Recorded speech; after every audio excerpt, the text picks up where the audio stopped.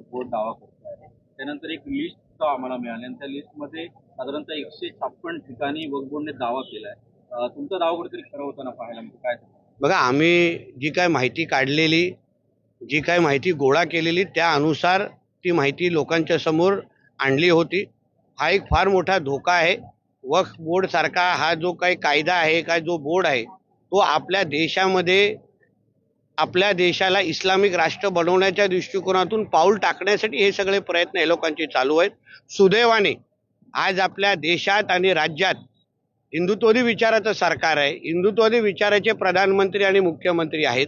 तुम्ही विचार करा, अगर महाविकास आघाडीचं सरकार असतं तर आतापर्यंत आपल्या सिंधुदुर्गाचे 50-60% जमिनी किंवा 156 जे आपण ते त्या वक्फ बोर्डला देऊन पण टाकले असते। आज जिल्ह्याचे तिन्ही लोकप्रतिनिधी, जिल्ह्याचे खासदार हे सगळेचे सगळे महायुतीचे आहेत, हिंदुत्ववादी विचाराचे आहेत आणि म्हणूनच लोकांनी ह्याबद्दलची जनजागृती करावी। असलेली आपली जमीन जे काही त्या यादीमध्ये आलेली आहे, आता त्या यादीच्या पलीकडे काय हे लोकांनी मस्ती केली आहे काय तेही आम्ही तपासू, पण असलेली जमिनीची बद्दल माहिती घ्यावी।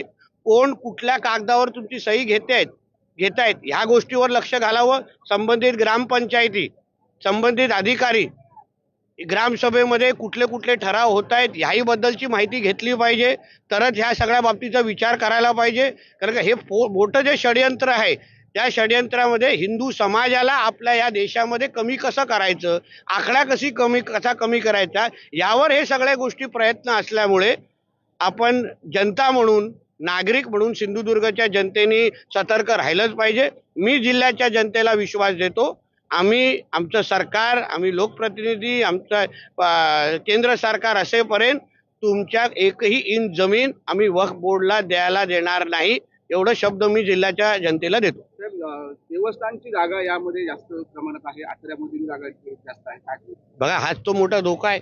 म्हणजे आज आपल्या ज्या देवस्थानाकडे आपण सगळ्या आस्थेने पाहतो, म्हणजे मुंबईपासून ते कोकणापर्यंत देवस्थानाच्या छोट्या मोठ्या सगळ्या पूजेला आपण आवर्जून उपस्थित राहतो। या सगळ्या देवस्थानावर पण दावा ठोकण्याची हिम्मत या वक्फ बोर्डने केलं असेल तर ह्यांची हिम्मत मोडण्याचं काम सिंधुदुर्गाच्या हिंदू समाजाने केलंच पाहिजे।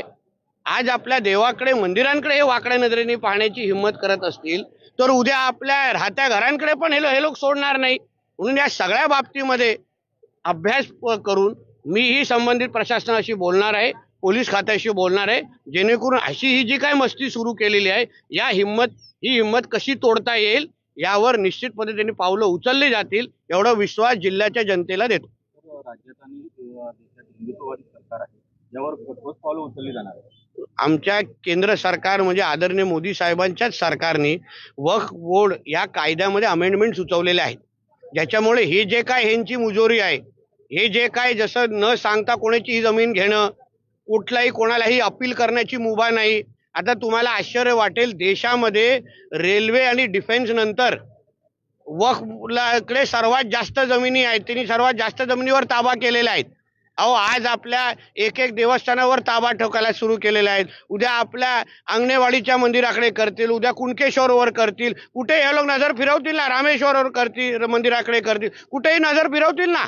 म्हणून अशा पद्धतीचा म्हणून मी सुरुवातीला बोललो, आपलं नशीब चांगलं आहे की आपल्याला हिंदुत्ववादी विचाराचं केंद्र आणि राज्य सरकार असल्यामुळे हे लोक आता जास्त हिम्मत करू शकणार नाही। आम्ही जागृत आहोत, आम्ही सतर्क आहोत आणि आम्ही असा कुठलाही इस्लामिक आक्रमण आपल्या देशावर सहन करणार नाही। रत्नागिरी 24 न्यूज चॅनलला आताच सबस्क्राइब करा आणि शेअर करायला विसरू नका।